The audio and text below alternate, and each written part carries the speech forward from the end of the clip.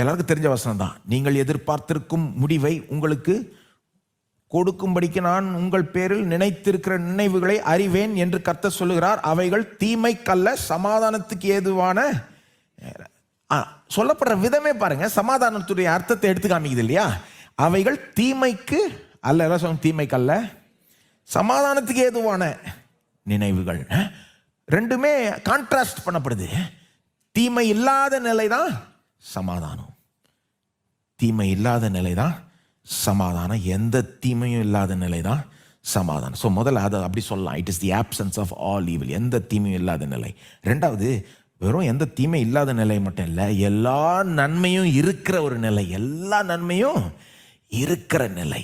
வெறும் தீமை இல்லைன்னு மட்டும் இல்லை, ஏதோ உள்ள டென்ஷன் இல்லை, நாடுகள் நடுவில் டென்ஷன் இல்லை, எல்லாத்தையும் பொல்லாப்பு நடக்கலை, எந்த கெட்ட காரியம் நடக்கல, அப்படி மட்டும் கிடையாது.